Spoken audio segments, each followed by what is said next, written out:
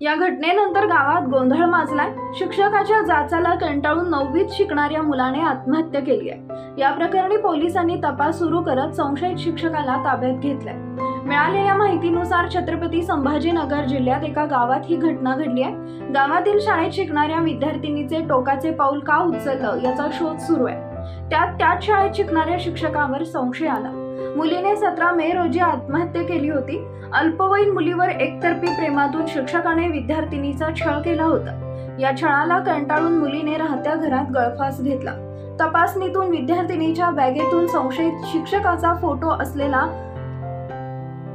घड्याळ मिळून आलं होतं। मृत मुलीच्या कुटुंबियांनी पोलिसात शिक्षकाविरोधात तक्रार नोंदवून घेतली। पोलिसांनी तक्रारीनंतर शिक्षकाला ताब्यात घेतले। सुरुवातीला त्याने उडवाउडवीची उत्तरे दिली, परंतु पोलीस चौकशीत शिक्षकाने सर्व काही उघड केले। काही दिवसांपूर्वी शिक्षकाने विद्यार्थिनीला प्रेमात अडकवले। त्यानंतर प्रेमाचं खोटं सोंग करत मुलीला त्रास देऊ लागला। त्रासाला कंटाळून मुलीने आयुष्य संपवायचं ठरवलं। शिक्षकाने मुलीला आत्महत्या करण्यास प्रवृत्त केले असल्याचा गुन्हा दाखल करण्यात आला। पोलिसांनी शिक्षकाला अटक केलंय। या घटनेकडून सर्वांकडून संताप व्यक्त केला जात आहे।